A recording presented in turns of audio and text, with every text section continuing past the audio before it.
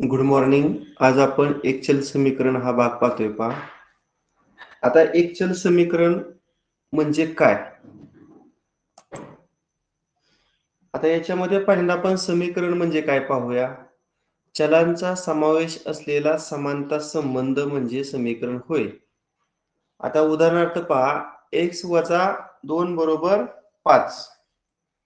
आता हे समीकरण आहे, म्हणजे इथं बरोबर चिन्हामुळे या ठिकाणी डावी बाजू पण आपल्याला दिसते आणि उजवी बाजू पण दिसते. आणि याच्यामध्ये एकच चल आहे. बघा, x वजा 2 बरोबर 5 याला आपण काय म्हणणार आहे, समीकरण आहे. याच्यामध्ये कोणतं चल आहे, तर x हे एकच काय आहे, चल आहे. म्हणजे चलाचा समावेश असलेला जो समानता संबंध आहे याला आपण समीकरण म्हणतो. आता या समीकरणाची उकल म्हणजे काय पहा. चलाच्या ज्या किमतीनं समीकरणाचं समाधान होतं, म्हणजे चलाच्या ज्या किमतीनं समीकरणाच्या दोन्ही बाजू समान येतात, त्या किमतीला त्या समीकरणाची काय म्हणायचं, उकल म्हणायचं. आता वरचं समीकरण पहा, इथे x ची किंमत जर आपण 7 ठेवली, कोणती ठेवली, 7, तर दोन्ही बाजू समान येणार का सांगा. ह्या x च्या ठिकाणी जर तुम्ही 7 ठेवलं तर दोन्ही बाजू समान येतात का? म्हणजे डावी बाजू काय होणार, 7 वजा 2, आणि उजवी बाजू मूळचीच 5 आहे. 7तून 2 गेलं 5, आणि उजवी बाजू 5. म्हणजे x बरोबर 7 या किमतीनं त्या समीकरणाचं काय होतंय, समाधान होते. म्हणजे x बरोबर 7 या किमतीनं समीकरणाच्या दोन्ही बाजू काय येत आहेत, समान येत आहेत. म्हणून 7 या किमतीला त्या समीकरणाची काय म्हणायचं, उकल असं म्हणायचं. सर्वांना समीकरणाची उकल म्हणजे काय समजलं का? हॅलो,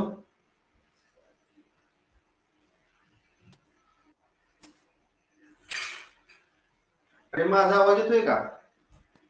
हो सर. हा, ओके.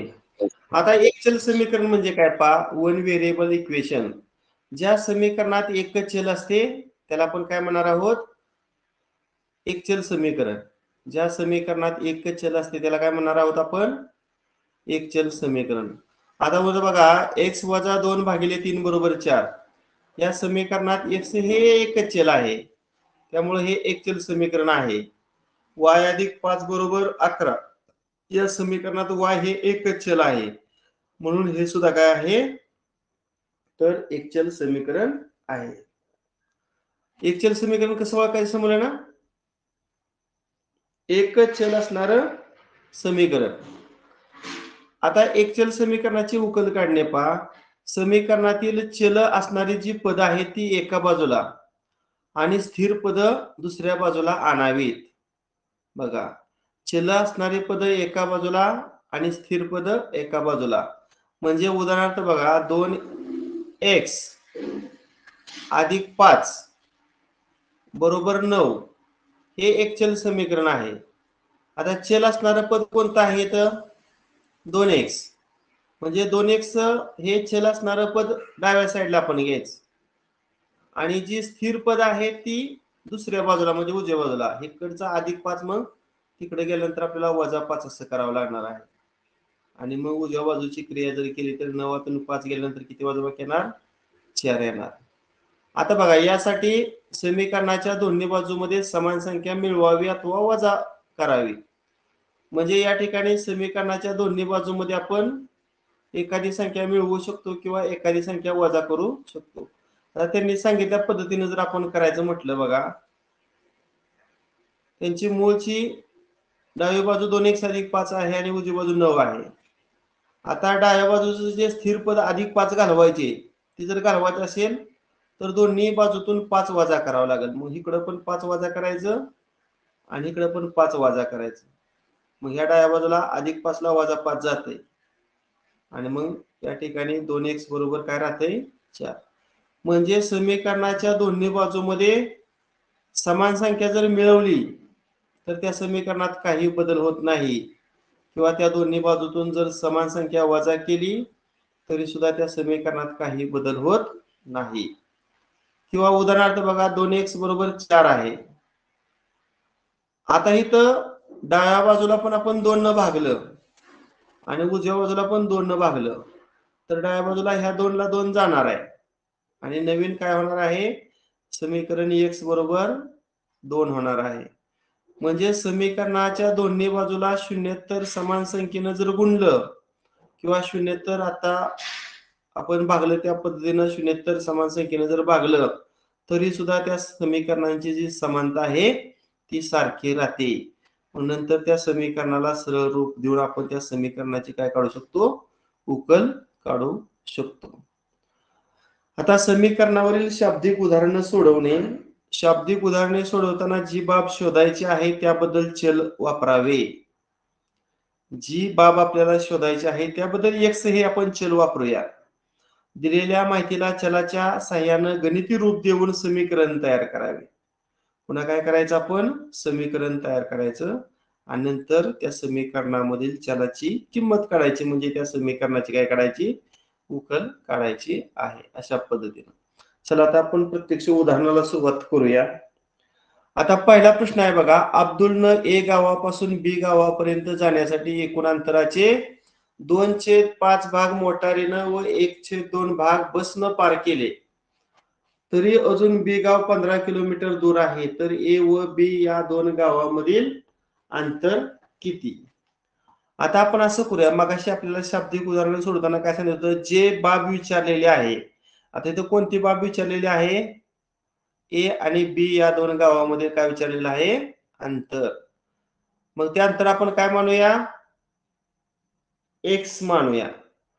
मग मला सांगा एकूण अंतर काय झालं रे आपलं, एक्स.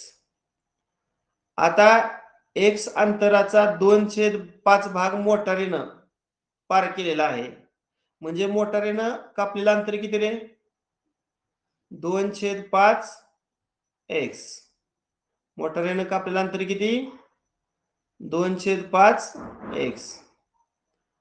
आणि 1/2 भाग बसनं कापलेला आहे. म्हणजे बसनं पार केलेलं अंतर किती येणार, एकूण अंतराचा 1/2 भाग म्हणजे 1/2 एक्स. आणि तरीही बी गाव या ठिकाणी 15 किलोमीटर दूर आहे, म्हणजे त्याच्यामध्ये अधिक 15. म्हणजे तर समीकरण तयार करताना काय लक्षात ठेवलं, एकूण अंतर बरोबर मोटारीनं कापलेलं अंतर अधिक बसनं कापलेलं अंतर अधिक शिल्लक अंतर. हे सर्वांना समजलं का? आता इथं छेदामध्ये 5 आहे, इथं छेदामध्ये 2 आहे. 5 आणि 2 चा आपण काय काढूया, लसावी काढूया. मग सांगा 5 आणि 2 चा लसावी किती येणार, 5 आणि 2 चा लसावी किती येणार, 10. अगदी बरोबर. अशी लहानात लहान संख्या की ज्या संख्येला 5 न पण भाग जातोय आणि 2 न पण भाग जातोय. म्हणजे 5 आणि 2 चा लसावी 10. बघा 10 ला 5 न भाग जातोय, 10 ला 2 न भाग जातोय. मग लसावी 10 ला मग 10 न आपण दोन्ही समीकरणाला गुणूया. मग सांगा x ला 10 न गुणल्यावर काय येणार, 10x. आता 2/5 ला 10 न गुणल्यावर काय येणार रे, वाटल्यास इथे मी लिहितो 2/5 x गुणिले 10. पुन्हा उजव्या बाजूचं दुसरं पद आहे 1/2x, त्याला पण पुन्हा 10 न गुणणं आवश्यक आहे. आणि शेवटी 15 आणि 10 चा गुणाकार केला तर तो किती येणार, 150 येणार. आता डावी बाजू आपली काय आहे, तर 10x आहे. आता उजव्या बाजूला संक्षिप्त रूप देऊ, 5 1 5, 5 2 10, पुन्हा बे 1 बे, बे 5 10. किती राहिलं मग, बे 2 4x उरलं. त्यानंतर उजव्या बाजूला दुसरं पद 5 गुणिले x 5x आणि अधिक किती, 150. आता उजव्या बाजूला 5x आणि 4x ची बेरीज किती येणार सांगा ह्या दोघांची, 9x आणि अधिक 150. आता 9x डावीकडे आल्यावर काय होणार, वजा 9x होणार. उजवीकडे काय राहणार, 150. मग 10 मधून 9 गेल्यावर x राहिलं, x बरोबर 150. अशा पद्धतीनं ए आणि बी या दोन गावातील अंतर किती असणार आहे, 150 किलोमीटर. म्हणजेच पर्याय क्रमांक 4. समजलं का समीकरण कसं सोडवलं किंवा तयार कसं केलं? सर परत सांगा. हो सर. व्हिडिओ पुन्हा पहा म्हणजे लक्षात येईल तुमच्या अजून एकदा. हा, आता प्रश्न दुसरा पहा. पुढील समीकरण सोडवा व x ची किंमत काढा. आता मी समीकरण लिहितो. समीकरण काय आहे? x वजा 5 छेदामध्ये 5 अधिक अंशामध्ये x अधिक 2 छेदामध्ये 2 उजवी बाजू 0 असं आपलं मूळचं काय आहे? समीकरण आहे. आता या समीकरणाच्या डाव्या बाजूला जे दोन अपूर्णांक आहेत त्यात पहिल्या अपूर्णांकाचा छेद किती आहे? 5 आणि दुसऱ्या अपूर्णांकाचा छेद किती आहे? 2. म्हणजे इथं आपण 5 आणि 2 चा लसावी काढूया. किती रे 5 आणि 2 चा लसावी? 10 सर.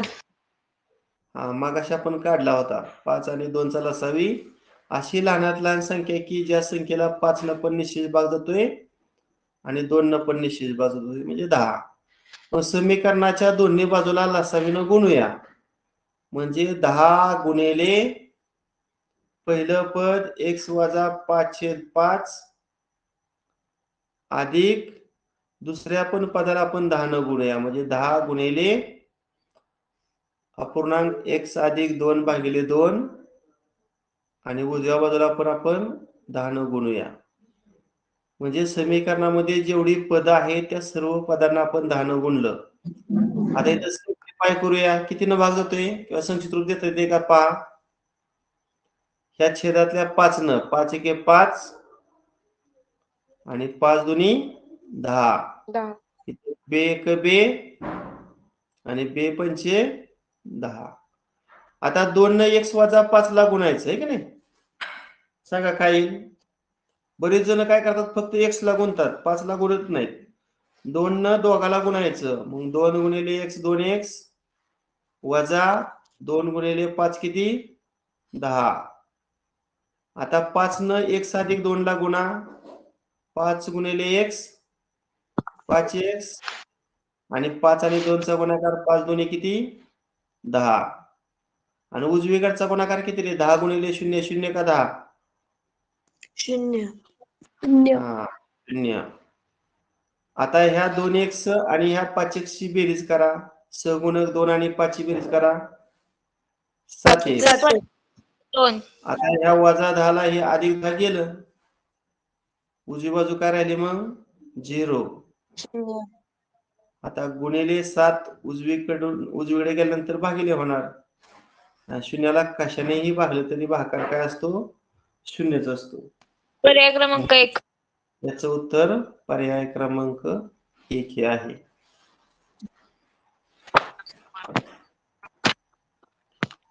प्रश्न तिसरा. रिक्षावाल्या काकांना मला 7 रुपये सुट्टे द्यायचे होते. तू स्कॉलरशिपला पास झाली ना ताईला स्कूटी घेऊन द्यायची नवीन. दिव्या, अरे स्कूटीचा विषय नंतर काढा. हॅलो, नुसती पास झाले नुसतं पासून झाली नुसता पासून. ती म्हणताय मी झाली की नुसता पास म्हणून. तुला नुसता पास नाही, तुला मेरिट मध्ये बसायचं. हो. हा.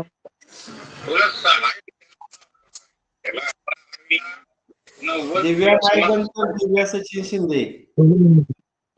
दिव्या? ठीक आहे. प्रश्न तिसरा. रिक्षावाल्या काकांना मला 7 रुपये सुट्टे द्यायचे होते. माझ्याकडे रुपये 1, रुपये 2 व रुपये 5 ची पुरेशी नाणी होती. तर हे 7 रुपये किती प्रकारे देता येतील? आता बघा, रिक्षावाल्या काकाकडे 1 रुपयाची नाणी होती, 2 रुपयाची पण नाणी होती आणि 5 रुपयाची पण नाणी होती. नाही, माझ्याकडे ही नाणी होती आणि रिक्षावाल्या काकांना किती रुपये द्यायचे होते? 7 रुपये द्यायचे होते. मग ते 7 रुपये किती प्रकारे देता येतील? मी एक एक प्रकार लिहितो. मला सांगा कसं कसं देऊया. आता मी पहिल्यांदा काय करतो? माझ्याकडे 5 रुपयाचं नाणं आहे की नाही. मग एक 5 रुपयाचं नाणं देतो आणि एक 2 रुपयाचं नाणं देतो. असं 7 रुपये मला वाल्या काकांना देता येतील आहे की नाही. हा एक प्रकार झाला. दुसरा प्रकार सांगा. एक 5 रुपयाचं नाणं दिलं आणि 1 रुपयाची 2 नाणी दिली. म्हणजे असं 7 रुपये मी रिक्षावाल्या काकांना दिलं. आता 5 रुपयाचं नाणं बंद करूया. आता 2 रुपयाची नाणी किती देता येतील सांगा. समजा 2 रुपयाची नाणी 3 दिली आणि 1 रुपयाचं नाणं 1 दिलं. झाली का बेरीज 7? हा, असं 7 रुपये रिक्षावाल्या काकांना दिलं. अजून कसं देता येतील सांगा. आता 1 2 रुपयाची रुपयाची नाणी 2 देऊया आणि 1 रुपयाची नाणी किती देऊया मग? 3 देऊया. दिलं का 7 रुपये? अजून सांगा कसं देता येतील. 1 रुपयाची 2 रुपयाचं नाणं 1 आणि 1 रुपयाची नाणी किती देता येतील मग? 5. असं 7 रुपये दिलंय की नाही. आता काय करूया, सगळी 1 रुपयाची नाणी देऊया का 7 वेळा.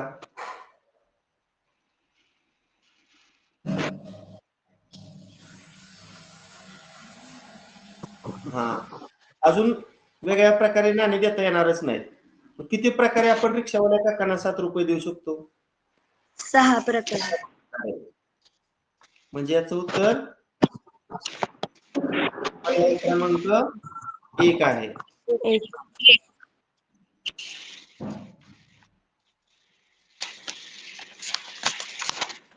हा, पुढं एका शाळेतील इयत्ता 8वीच्या मुलांची संख्या मुलींच्या संख्येच्या दुपटीपेक्षा 10 कमी आहे. आता बघा इथं मुलांची संख्या म्हणजे बॉईज असं विचार करा. बॉईज मुलगे आणि मुलींची संख्या मध्ये आपण मुलींना इंग्रजीत काय म्हणतो, गर्ल्स म्हणतो, गर्ल्स.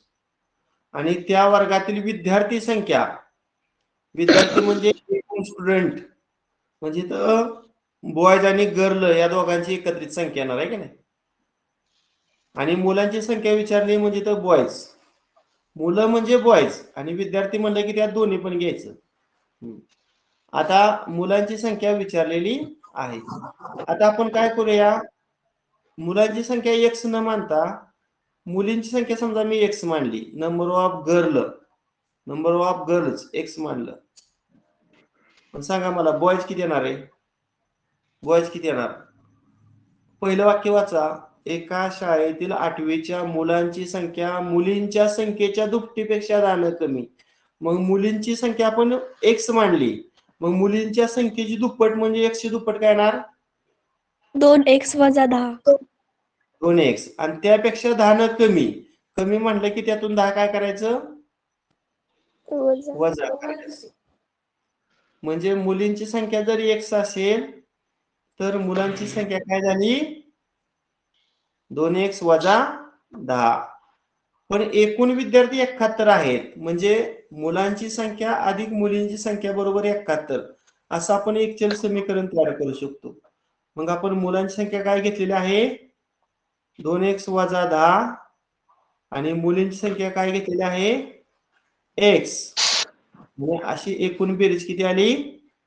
71. सांग आता ह्या 2x आणि ह्या x ची बेरीज किती येणार? 3x. बरोबर. आता डावीकडचं वजा 10 उजवीकडे आल्या काय होणार? चिन्ह बदलून प्लस अधिक 10. सांगा उजव्या साईडची बेरीज किती आली मग?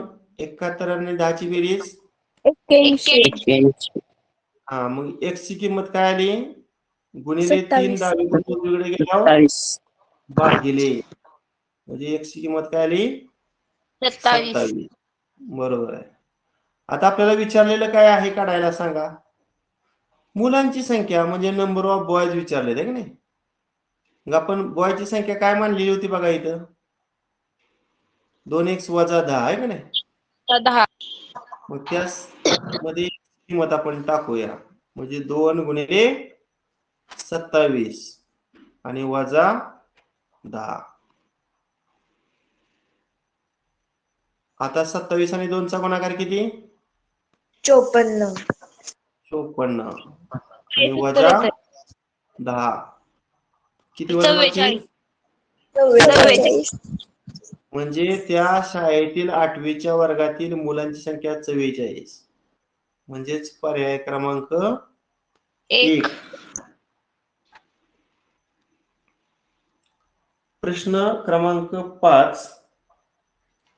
ताशी सरासरी 60 किमी वेगानं जाणारी आगगाडी निर्धारित ठिकाणी निर्धारित वेळेत पोहोचते.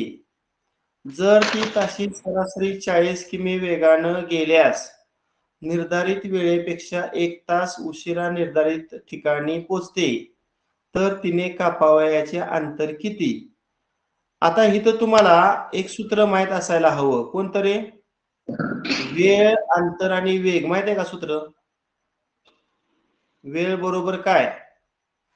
अंतर भागिले वेग. अगदी बरोबर. वेळ बरोबर अंतर भागिले वेग. Time is equal to distance divided by speed. वेळ बरोबर अंतर भागिले वेग.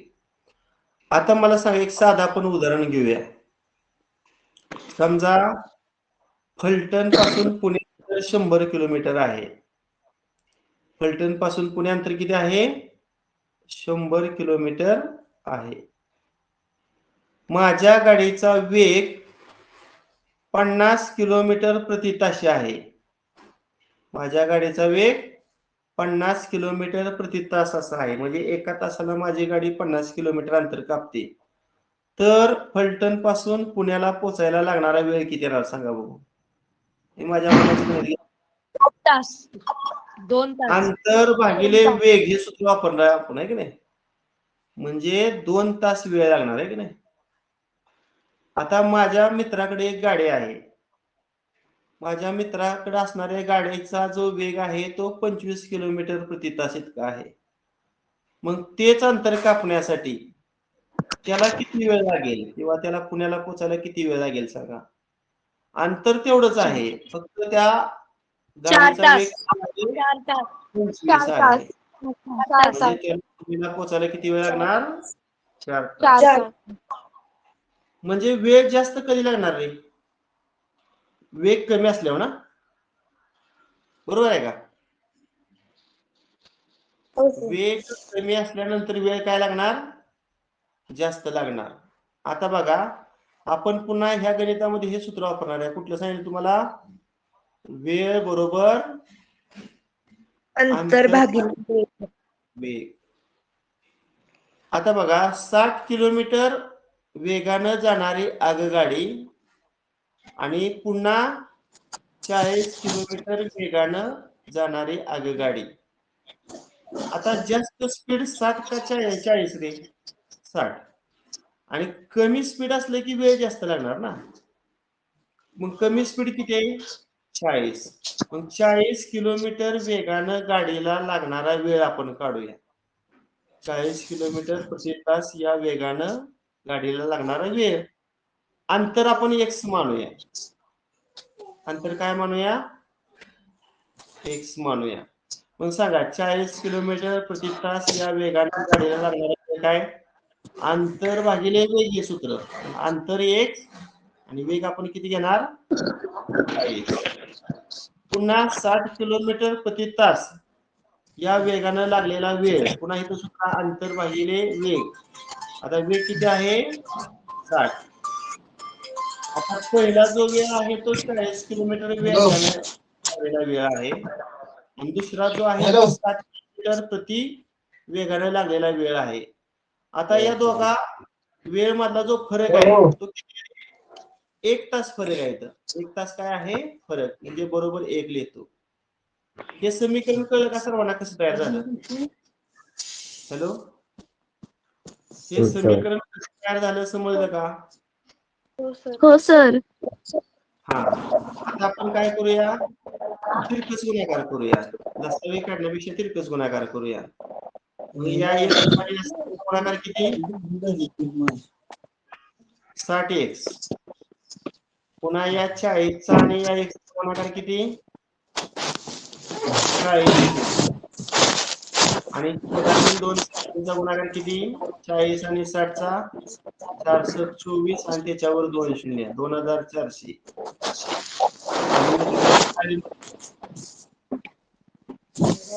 माईकचा आवाज येतोय रे कोणाचा माईकचा तुम्ही सांगा माईक कोणाचा चालू आहे अक्षरा माईक चालू आहे अक्षरा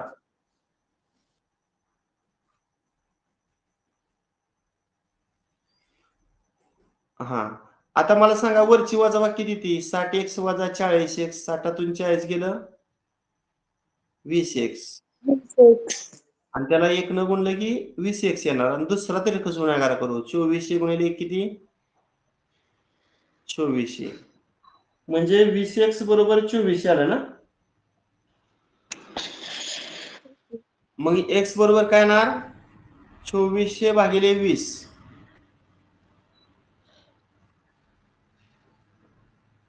आता या झिरोला हा झिरो कॅन्सल केला 240 ला 2 न भागा 240 चे निम बे एक बे बे दोन्ही 4 शून्याला 0 म्हणजे किती आली x ची किंमत 120 म्हणजे कापावयाचं जे अंतर आहे ते 120 आलं म्हणजे पर्याय क्रमांक किती 3 त्यानंतर प्रश्न क्रमांक 6 एका अपूर्णांकाचा छेद अंशापेक्षा 6 ने मोठा आहे अंश 1 न कमी केला व छेद 9 न वाढवला तर अपूर्णांकाची किंमत 1/2 येते तर मूळ अपूर्णांक कोणता आता आपण असं करूया छेद अंशापेक्षा मोठा आहे मग मी अपूर्णांकाचा जो अंश आहे तो x मानतो बघा न्यूमरेटर काय मानला मी x मानला मग डिनॉमिनेटर किती येणार आहे डिनॉमिनेटर म्हणजे छेद काय येणार छेद अंशापेक्षा 6 ने मोठा म्हणजे x मध्ये 6 मिळवा x अधिक 6 बरोबर आहे 1 अधिक 6 मग आपला जो मूळचा अपूर्णांक आहे तो काय येणार सांगा आता अपूर्णांक आपण तयार करूया मूळचा अपूर्णांक अपूर्णांक लिहिताना आडवी रेष मारायची आणि वर अंश लिहायचा अंश आपण x मांडलाय आणि त्या आडव्या रेषेच्या खाली छेद मांडायचा म्हणजे छेद काय येणार x अधिक 6 हा आपला मूळचा अपूर्णांक आला कोणता आहे मूळचा अपूर्णांक आपला x भागिले x अधिक 6 बरोबर ना आता पुढे काय सांगितलंय अंश 1 न कमी केला म्हणजे ह्या x मधून एक काय करायचं मायनस करायचं आणि छेद 9 न वाढवला म्हणजे छेद 1 अधिक 6 आहे त्याच्यामध्ये पुन्हा 9 काय करायचं मिळवायचं मग जो नवीन अपूर्णांक मिळतो त्याची किंमत काय आहे 1/2 आता इथं अंश आहे असा लिहितो छेद काय येईल रे 9 आणि 6 ची बेरीज करा 15 आणि उजवी बाजू 1/2 हे समीकरण कसं तयार झालं समजलं का सर्वांना हो सर आता तिरकस गुणाकार करा x वजा 1 ला 2 न गुणा 2x वजा 2 होणार आता दुसरा तिरकस गुणाकार x अधिक 15 ला 1 न गुणा x अधिक 15 आहे असं राहणार आता डावीकडं उजवीकडे जे अधिक x आहे ते डावीकडे गेल्यावर वजा x होणार म्हणजे x चलाची पद एका बाजूला करूया आणि स्थिर पद एका बाजूला इकडचं वजा 2 इकडे आल्यावर काय होणार अधिक 2 होणार मग 2x वजा 1x x होणार आणि 15 आणि 2 ची बेरीज किती येणार 17 म्हणजे x ची किंमत 17 आली आता आपल्याला काय विचारलंय मूळ अपूर्णांक आपण इथे लिहिलाय बघा मग अशी मूळ अपूर्णांक दिसतोय का इथं मग x ची किंमत त्या अपूर्णांकाच्या अंशातून छेदात घालूया मग x ची किंमत 17 आणि छेदामध्ये x अधिक 6 म्हणजे काय येणार 17 अधिक 6 म्हणजे अंश 17 आणि छेद किती सांगा 17 आणि 6 ची बेरीज करा 23 आहे का हा पर्याय आहे का बघा 17/23 क्रमांक 2 बरोबर. पर्याय क्रमांक पर्याय क्रमांक 2.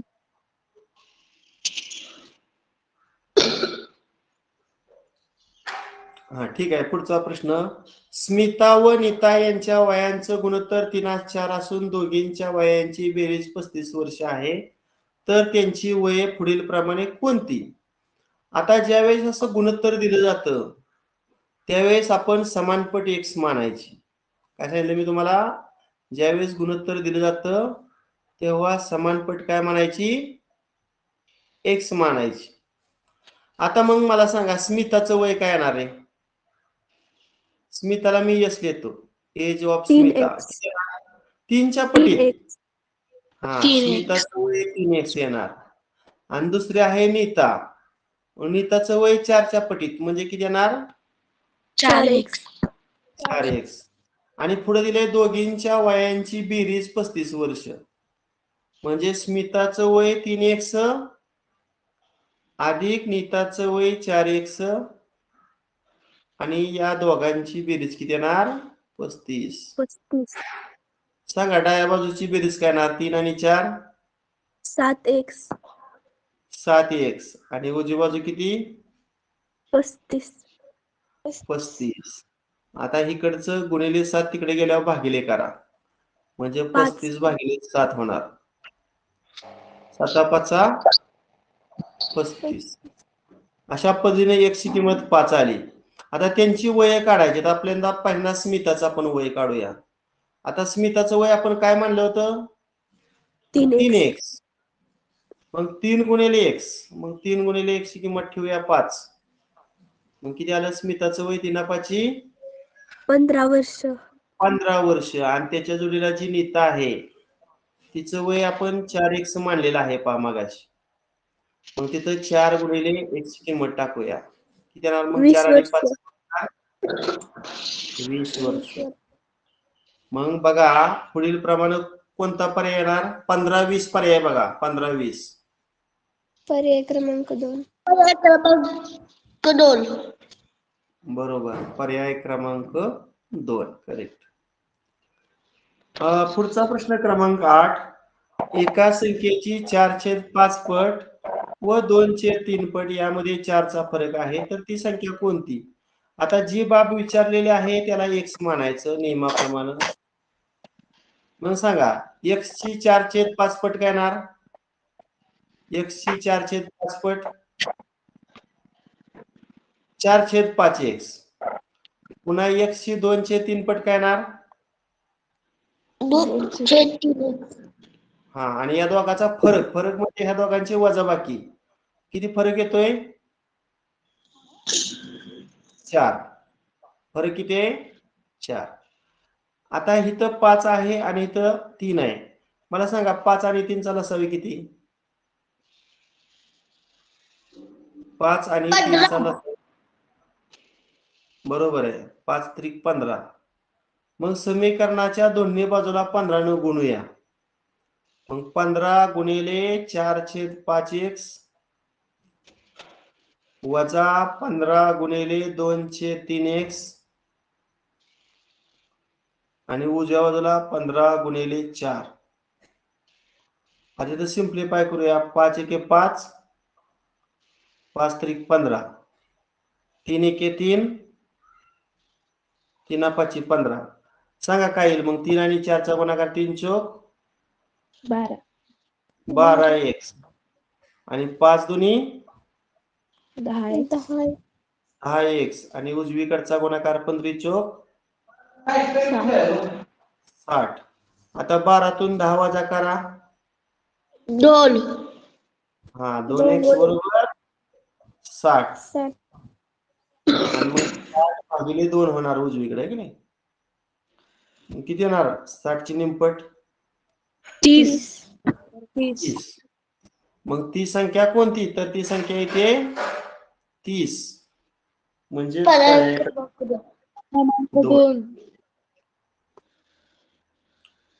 पुढचा प्रश्न पहा. 0.7 ए वजा 0.42 ए बरोबर 56.6. आता 0.7 7च्या पुढे आपण 0 टाकू शकतो. म्हणजे 0.70 ए म्हणूया आणि 0.42 ए. इथं दशांश नंतर 2 अंक आहेत म्हणून तिथं 2 अंक तयार करण्यासाठी एक 0 ऍड केला आणि बरोबर किती रे 5.6. किती रे 5.6. आता 5.6 म्हणजे 6 वर आपण 0 देऊ शकतो. आता ही वजाबाकी बाजूला करूया 0.70 वजा 0.42 करा वजाबाकी.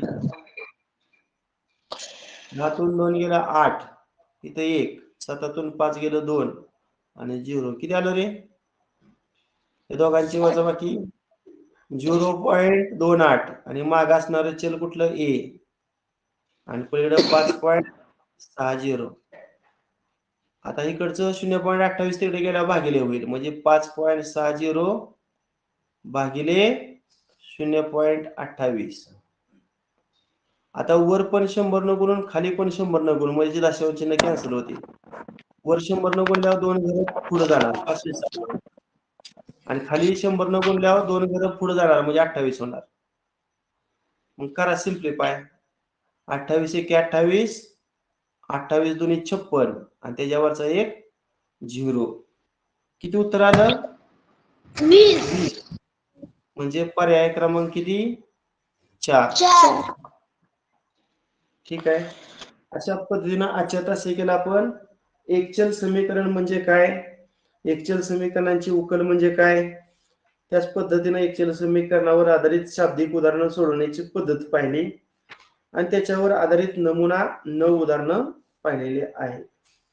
ठीक आहे. नंतरच्या तासाला आपण स्वाध्याय 31.1 घेऊया.